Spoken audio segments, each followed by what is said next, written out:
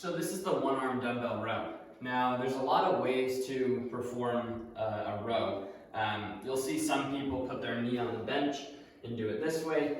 I prefer to be in more of this split stance position because it forces you to use your core more.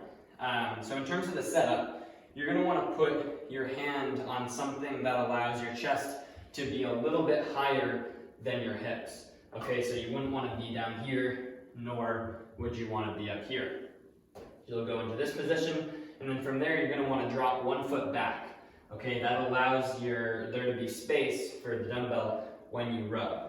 So now, when you row up, you want to squeeze your back muscles, right around your shoulder blade area. You want to be rowing using those muscles. So actively squeeze, and then you're going to want to stop when your elbow reaches about even with your body, and then come back down.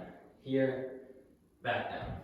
One thing I want to note is that when you row, you want there to be a little bit of space between your elbow and the side of your body.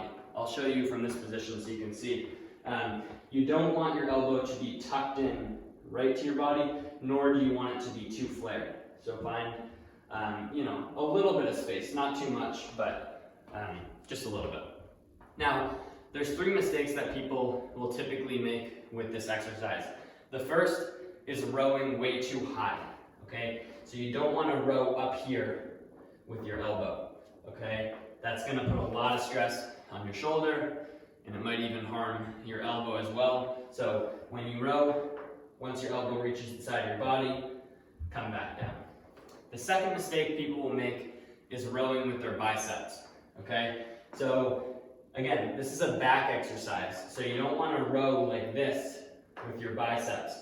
Instead, think about tucking the dumbbell into your back pocket as you row up, okay? And the third mistake that people will often make is locking their shoulder in place at the bottom. So when you row up here, you don't want to keep your shoulder locked in like this. Instead, when you row, you want to allow the dumbbell to dip down a little bit.